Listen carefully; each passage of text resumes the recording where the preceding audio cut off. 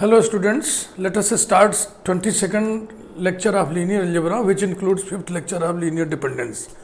इसके पहले linear dependence पे काफ़ी बातचीत हम लोग कर चुके हैं.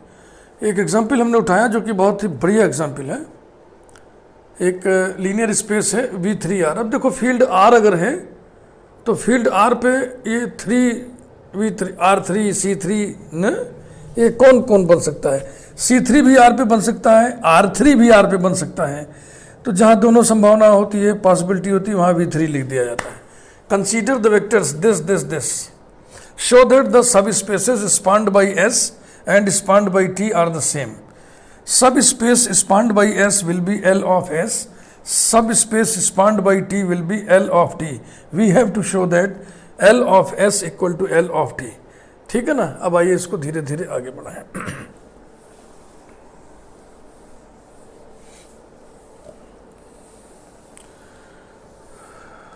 तो पहले तो हम इसको साइड में कहीं लिख लेना, या बार बार भूलेगा.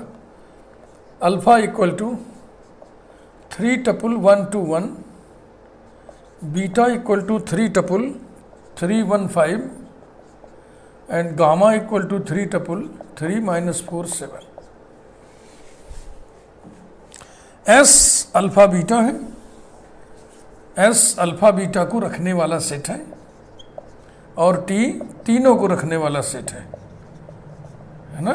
ये देखो, ये स्टैंडर्ड डेटा है, यहीं रहने दे रहा है, या हम इस पूरे एरिया को ही संरक्षित कर ले रहा है ऐसे. अब आइए इधर.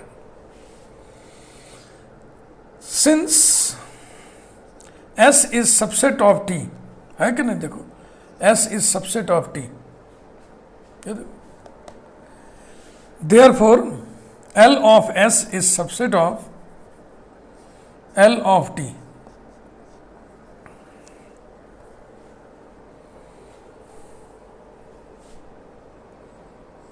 नंबर 1. अब हम सिद्ध करें L of T is subset of L of S. इसके सारे एलिमेंट्स इसमें हैं, इसका आर्बिट्रेरी एलिमेंट इसमें है. Let U be an arbitrary element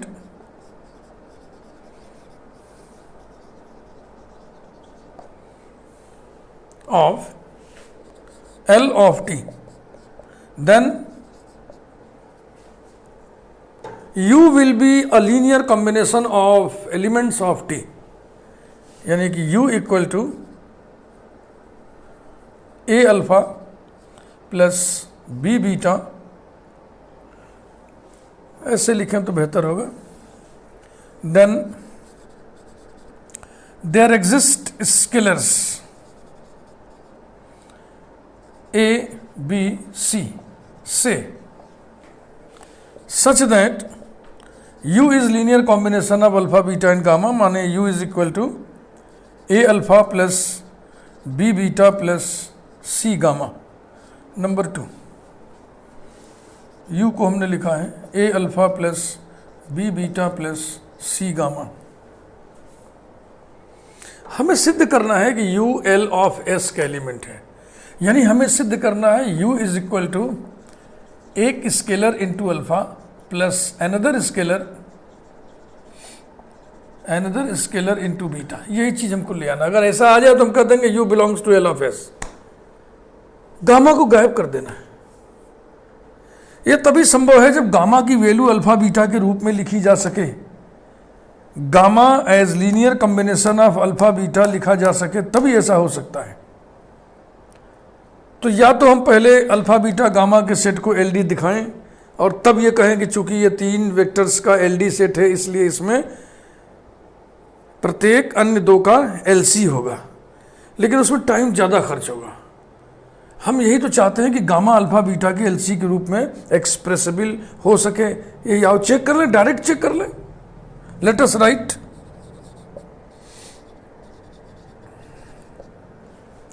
gamma equal to X alpha plus Y beta, या ABC हो चुका है, D ले लो, D alpha plus E beta.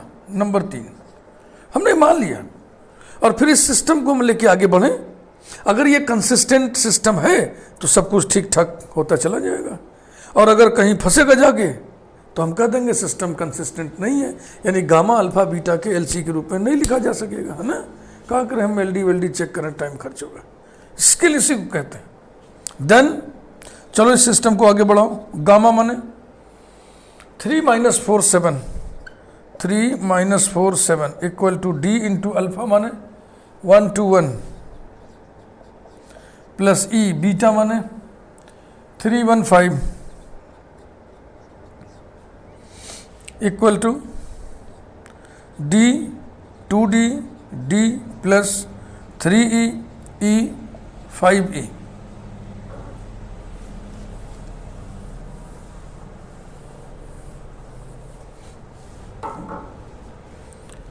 implies that 3 - 4 7 is equal to 3 tuple d plus 3e कामा, पहला में पहला ऐड कर दिया, दूसरे में दूसरा 2d प्लस e, और तीसरे में तीसरा ऐड करिए d प्लस 5e। इक्वलिटी वाला डेफिनेशन लगाइए, first equal to first, second equal to second, third equal to third. d plus 3e equal to 3, 2d plus e equal to -4, d plus 5e equal to 7। इसे reserve रखिए, इन दोनों को solve करिए, जो value आए वो इसे सेटिस्फाई करेगा तो ये सिस्टम कंसिस्टेंट, नहीं करेगा तो ये सिस्टम इनकंसिस्टेंट। इम्प्लाइज दैट इसमें 2 से मल्टीप्लाई करना है या इसमें 3 से मल्टीप्लाई करना है, ई कैंसिल कर लिया जाए। d plus 3e equal to 3, 6d plus 3e equal to -12, और ये वाला जो कहते हो चलेगा, d plus 5e equal to 7। Implies that, subtract करिए, इसमें से इसको सब्ट्रैक्ट करिए तो हो गया 5d, ये कैंसिल हो गया, -12 - 3 -15। This implies that d equal to -3 and e निकाल लीजिए कहीं से, यहाँ से निकाल लीजिए। e इक्वल टू, इन्हीं दो को लेकर तो हम आगे बढ़े हैं, तो e equal to -4 - 2d, d कितना है -3 equal to -4 plus 6 equal to 2। तो क्या d और e की ये वैल्यूज जो आई हैं इसे सेटिस्फाई कर रही हैं? d माने -3 plus 10 7, yes. These values satisfy third equation, d plus 5e equal to 7।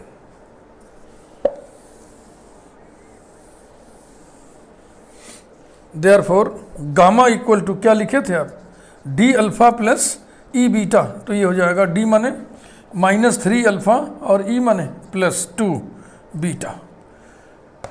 Putting this value in this, thus u equal to a alpha plus b beta plus c, और गामा माने यही वैल्यू -3 अल्फा प्लस 2 बीटा, बस यही हम चाह रहे थे, यही हो गया।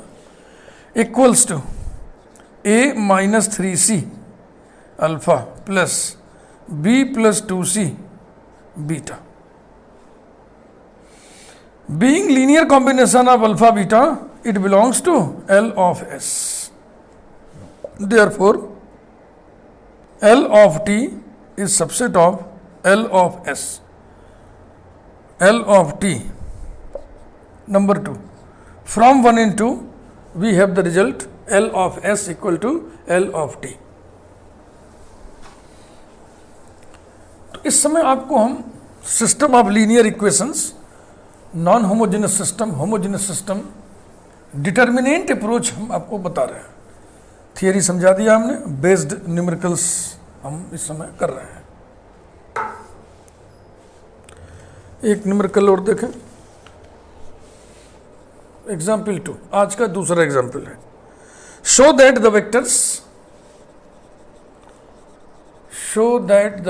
वेक्टर्स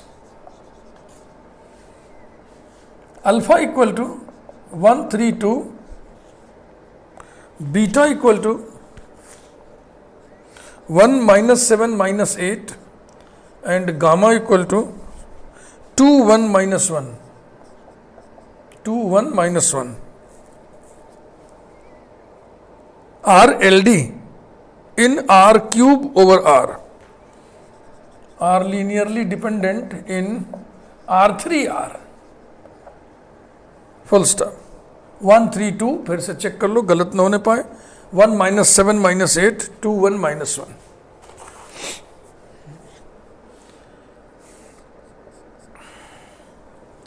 तो सिस्टम ऑफ इक्वेशन लिखिए, a alpha plus b beta plus c gamma equal to theta. यदि इस सिस्टम में ये सारे स्केलर जीरो आ गए तो हम कहेंगे ये वेक्टर्स एल आई है या इन वेक्टर्स का सेट एल आई है। और अगर एक भी स्केलर नॉन जीरो आ गया तब हम कहेंगे ये वेक्टर्स एल डी हैं। तब इसको लेके आगे बढ़िए। This is homogeneous system of linear equation implies that A into 3 tuple 1 3 2 plus B into 3 tuple 1 minus 7 minus 8 plus C into 3 tuple 2 1 minus 1 equal to इस लीनियर स्पेस का थीटा माने zero vector कौन होगा 3 टपल 0 0 0। तो अब हम ए से सभी में मल्टीप्लाई कर दें, ए से बी से कर दें, सी से कर दें, फिर इन सबको जोड़ दें, फिर इक्वेट कर दें। 3 काम एक साथ कर रहे हैं। A plus b plus 2c equal to 0, 3a minus 7b plus c equals to 0 है ना, 2a minus 8b minus c equals to 0। Number 1 number of unknown variables 3। कौन कौन है अननोन, ए बी और सी, इन्हीं की तो वैल्यू निकालने में। तो डिटर्मिनेंट टेक्निक इसमें लग जाएगा, क्योंकि जितने इक्वेशंस हैं उतना ही अननोन वेरिएबल्स हैं, यानी कि जितने रोज बनेंगे उतने ही कॉलम्स बनेंगे, तभी डिटर्मिनेंट अप्रोच लगता है। और इस ऐसा नहीं है तो फिर मैट्रिक्स अप्रोच हम आपको फिर अब नेक्स्ट वीडियोस में पढ़ाएंगे। अब इसके डी निकालिए, डी माने डिटर्मिनेंट ऑफ कोफिशिएंट्स कैलकुलेट करिए। ये होमोजेनस सिस्टम है, आपको मैं बता चुका हूं कि इस सिस्टम के पास जीरो सोल्यूशंस तो हमेशा ही होता है। A equal to 0, b equal to 0, C equal to 0। इसमें यह मुद्दा होता है कि क्या इस सिस्टम के पास नॉन जीरो सोल्यूशन भी है, बस यही देखना होता है। अगर नॉन जीरो सोल्यूशन नहीं है तो जीरो सोल्यूशन तो सदैव है। नाउ डी माने determinant of coefficients equals to determinant 1 1 2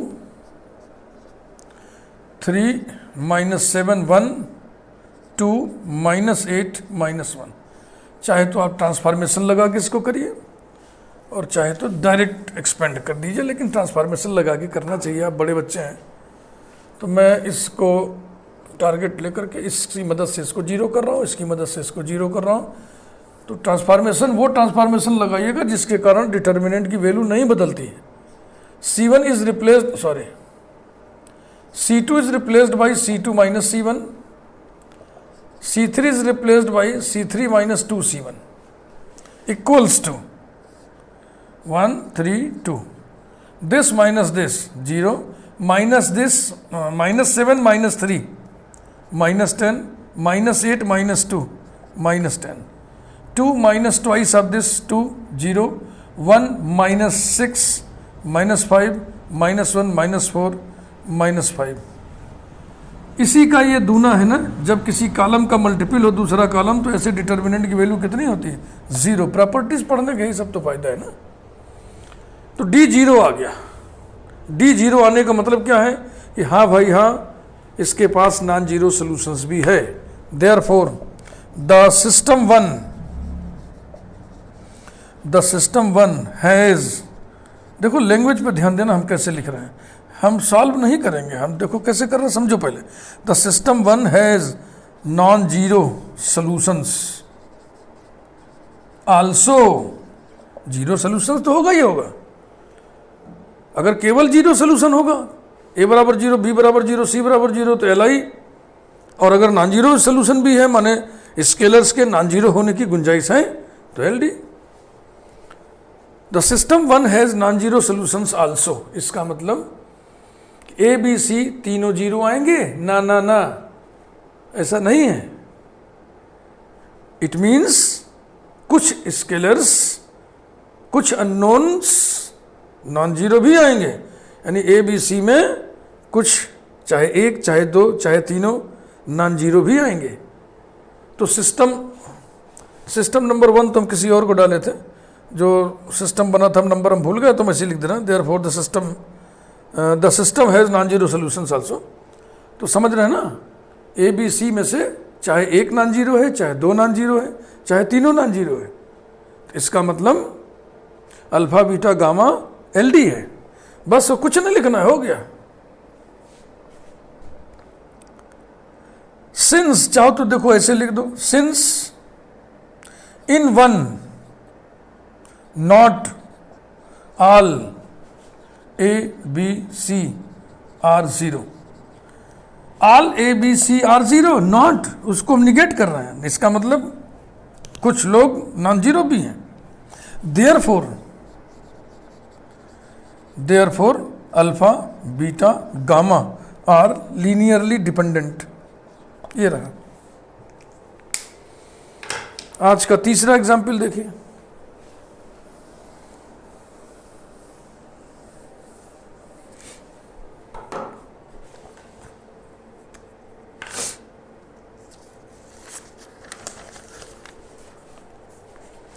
आज का तीसरा एग्जाम्पल,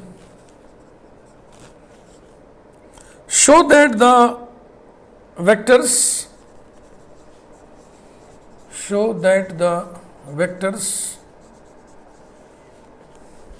1 2 3, हाँ इस पे हम नोटेशन भी डाल दे रहे हैं, अल्फा इक्वल टू, और नोटेशन न पढ़ा रहे तो पहले इनको डिनोट कर लीजिएगा ना, beta equal to 3 tuple 1 0 1, gamma equal to 3 tuple 0 1 0 are linearly independent in R3R। पिछला वाला एल डी था, ये वाला एल आई है। डिटर्मिनेंट टेक्निक से ही हम कर रहे हैं।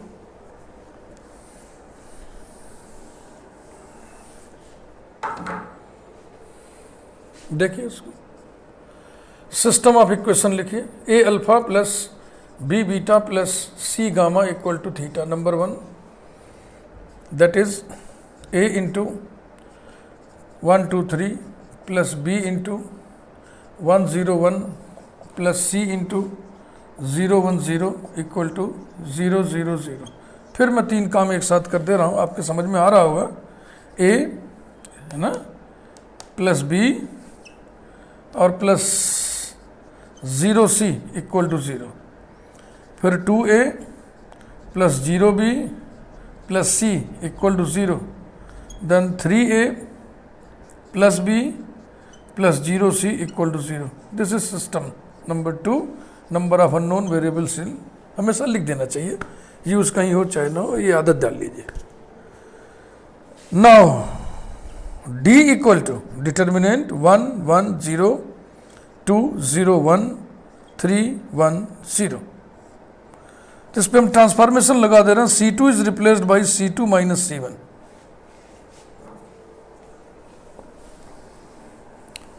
डायरेक्ट एक्सपेंड कर देंगे तब भी ठीक है, लेकिन ये सब आप जब ऐसे करोगे तो एक स्मार्टनेस झलकती है, लगता है कि हाँ भाई पढ़ा लिखा बच्चा है, सब जानता है। d equal to C2 minus C1 करना है, तो 1 2 3, देन 0 माइनस 2 माइनस 2 0 1 0।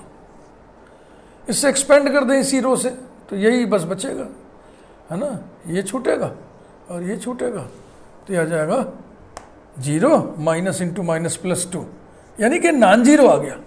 अगर ये जीरो आता तो हम कहते हैं कि नॉन जीरो सोल्यूशंस भी है, और ये नॉन जीरो आ गया तो हम क्या बोलेंगे, zero solutions only. Therefore the system 2 has zero solutions only, that is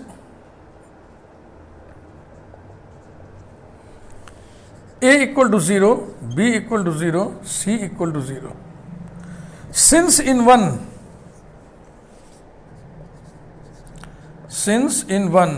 all the scalars are 0,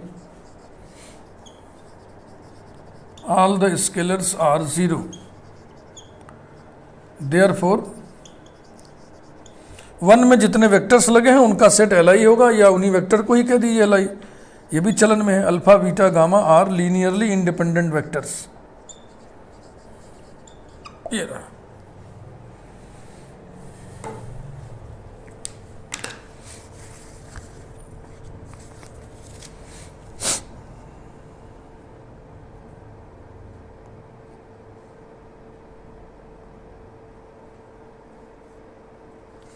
एक थोड़ा सा और न्यूमेरिकल देख लो, फिर इस वीडियो को बंद करें।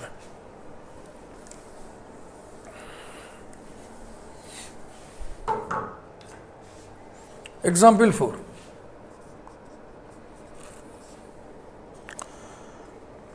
Show that the set of vectors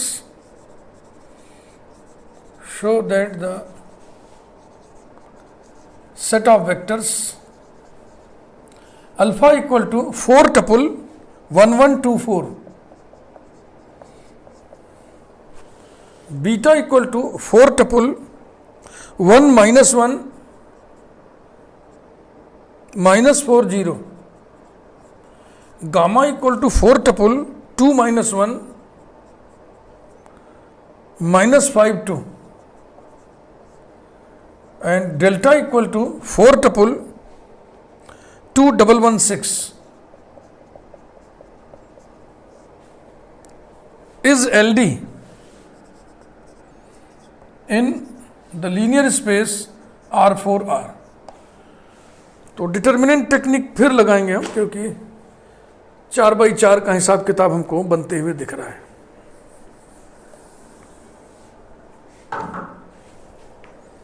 system of equation लिखिए, a alpha plus b beta plus c gamma plus d delta equal to theta. Number 1, that is a into 1 1 2 4 plus B into 1 minus 1 minus 4 0 plus C into 2 minus 1 minus 5 2 और plus d into 2 1 1 6 equal to 4 tuple 0 0 0 0।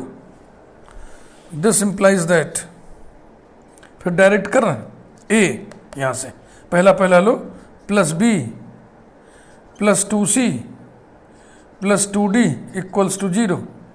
अब सबका दूसरा लीजिए, a minus b minus c plus d equals to 0। फिर सबका तीसरा लीजिए, 2a minus 4b minus 5c और प्लस डी इक्वल टू 0। और सबका फोर्थ लीजिए, 4a plus 0b plus 2c plus 6d equals to 0। This is system number 2 और number of unknown variables 4 A B C D, यही अननोन है, इन्हीं की वैल्यूज हमें देखनी है। क्या सारे जीरो हैं या कोई नॉन जीरो भी है? अगर सारे जीरो हैं तो एल आई सेट, अगर कुछ लोग नॉन जीरो मिल गए तो एल डी सेट। इसके लिए हमें डिटर्मिनेंट ऑफ कोफिशिएंट्स कैलकुलेट करके देखना होगा। Now D equal to determinant of coefficients 1 1 2 2 1 minus 1 minus 1 1 2 minus 4 minus 5 1 4 0 2 6। Transformation लगाएंगे क्योंकि ये 4 क्रॉस 4 का डिटर्मिनेंट है, डायरेक्ट एक्सपेंड करने में काफ़ी दिक्कत होगी। एक्सपेंड वैसे ही करते हैं जैसे 3/3 का करते हैं। तो इसी को पकड़ के इसकी मदद से इधर जीरो करिए। C2 is replaced by C2 minus C1, this minus this. C3 is replaced by C3 minus twice of this. C4 is replaced by C4 minus twice of C1 equals to 1 1 2 4. This minus this करना है, 0 -1 -1 -2 -4 -2 -6 0 -4। फिर this minus twice of this, 0 -1 -2 -3 -5 -4 -9 2 -8 2 -8 -6। फिर this minus twice of this, 0 1 -2 -1 1 -4 -3 और 6 -8 -2, ये आ गया। तो आप देख रहे हैं इसी का 3 टाइम्स है ना ये, इसका मतलब 0, समझ रहे हैं ना। जैसे इसमें से हम 3 निकाल लें तो यही वाला कॉलम तो ये भी हो जाएगा, 2 कॉलम बराबर आ जाएगी, वैल्यू 0 हो गया। तो वैल्यू 0 होने का मतलब नॉन जीरो सॉल्यूशंस भी होंगे। Therefore system 2 has non zero solutions also. Non zero solutions also जरूर लिखिएगा, इससे ये प्रकट होता है ना कि इसके पास जीरो सॉल्यूशंस तो होगा ही होगा, नॉन जीरो सॉल्यूशंस भी है। केवल जीरो सॉल्यूशंस होता तो Li नॉन जीरो सॉल्यूशंस है, तो Ld 10 करली bracket alpha comma beta comma gamma comma delta is a linearly dependent set. Next videos में फिर हम हाजिर होंगे, कुछ प्रॉब्लम्स देखेंगे और मैट्रिक्स अप्रोच की बातें करेंगे। Thank you very much.